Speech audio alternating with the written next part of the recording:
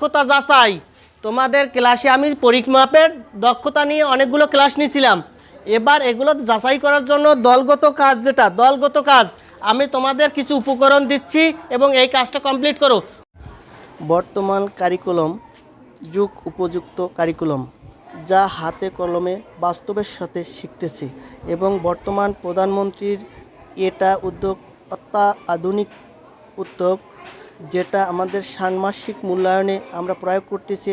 স্টুডেন্টরা দলগতভাবে একটি ঘনবস্তু তৈরি করবে, তার উপকরণ আমি সহায়তা করতেছি এবং এই কারিকুলামে বর্তমানে কোনো যুগের সঙ্গে তাল মিলিয়ে বাস্তবের সঙ্গে ষান্মাসিক মূল্যায়ন পরীক্ষায় অংশগ্রহণ করতেছে।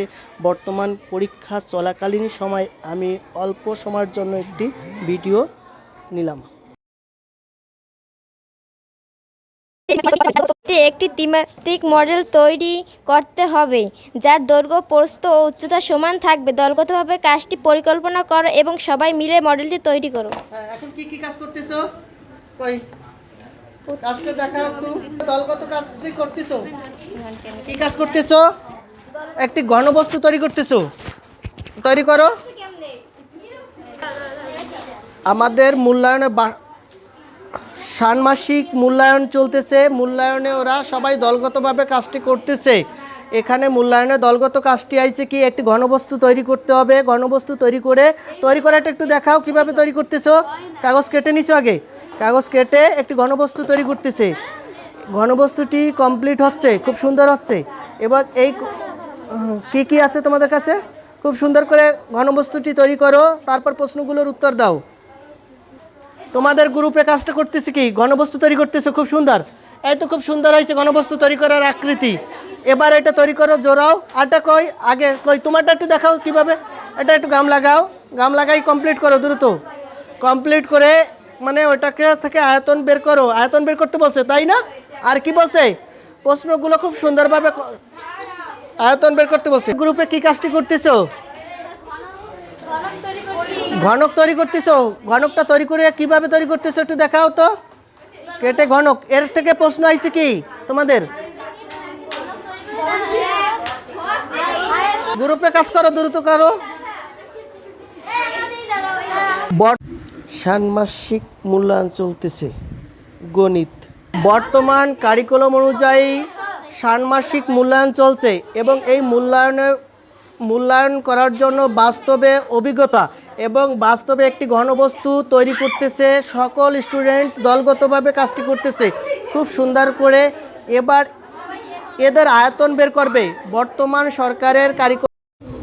বর্তমান কারিকুলাম অত্যাধুনিক কারিকুলাম, যা শিক্ষণ অভিজ্ঞতার বাস্তবমুখী প্রয়োগ।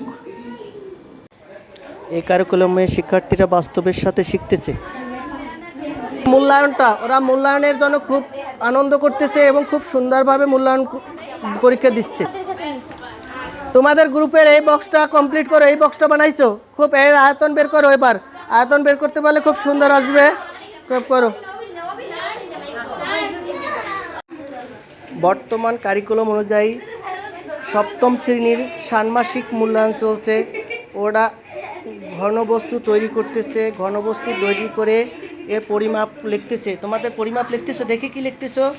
পরিমাপ করতেছো বাস্তবের সাথে। তোমার বক্স কই, তোমার বক্স কোনটা তৈরি করছো? ছোট বক্স। এবং এর পরিমাপ করতেছো। পরিমাপ করে লেখো যেভাবে প্রশ্ন বলছে দলগতভাবে। তোমাদের কি পরিমাপটা করতেছো? কই তোমাদের বক্স কই? বক্স তৈরি করছো, খুব সুন্দর হয়েছে বক্স, ছোট যদিও। এ পরিমাপ করে যেভাবে প্রশ্ন বলছে সেভাবে উত্তর দাও। তাহলে আমরা বাস্তবে বক্স তৈরি করতে পারতেছি, তাই তো সবাই? এবং সবাই তৈরি করে এবং লেখো খুব সুন্দরভাবে। বর্তমান কারিকুলাম অনুযায়ী গণিতে মূল্যায়নটা অনেক সুন্দর হচ্ছে এবং বাস্তবের সঙ্গে ওরা শিখছে। খুবই ভালো লাগছে যে একদম বাস্তবমুখী শিক্ষা নতুন কারিকুলাম অনুযায়ী। তোমার বক্সটা কত হয়েছে বলো? 8। এইটা কত হয়েছে? 8 সেন্টিমিটার। তাহলে এর ঘনক মানে কত হয়েছে? আয়তন কত হয়েছে দেখি? আয়তন কত হয়েছে? এই আয়তন 522। কেন এখানে গুণ মনে ভুল হয়েছে, দেখো তো। এবার তোমাদের বক্স কই? এই বক্স, এর আয়তন কই বের করছো? 27 কই দেখি 27 হয়েছে। তোমাদের গ্রুপের কাজ খুব সুন্দর হয়েছে। তোমার বক্স কই? ওই বক্স এর আয়তন কই? 27 হয়েছে। তোমাদের কাজ হয়েছে, কমপ্লিট হয়েছে। আর কারো দ্রুত করো, আয়তনটা খুব দ্রুত করো। তোমার বক্সের আয়তনটা দেখি আরেকবার, কই কত হয়েছে বক্স? বক্সের মাপ দিছো, আমাকে একটু মাপটা দেখাও তো। 3 সেন্টিমিটার আসলো কিভাবে, কিভাবে মাপছো এটা দেখাও। এখানে 3 সেন্টিমিটার, তাহলে তোমরা ত্রিভুজ পাইতে পারো, তাই তো? তোমাদের গ্রুপে খুব ভালো হয়েছে। কয় সেন্টিমিটার একটু মাপকে দেখাও। 3 সেন্টিমিটার। কই লেখছো খাতায়? ওই 3 সেন্টিমিটার হয়েছে, খুব সুন্দর হয়েছে। ওরা কিন্তু অনেক ভালো করছে। তোমার মাপটা একটু দেখাও। হ্যাঁ হ্যাঁ, ভালো হয়েছে। তোমরা যারা ভালো পারছো তাদের অবশ্যই ভালো সুযোগ পাবে। 8 কই লেখছো? 512 হয়েছে, তাহলে হয়েছে, খুব সুন্দর হয়েছে।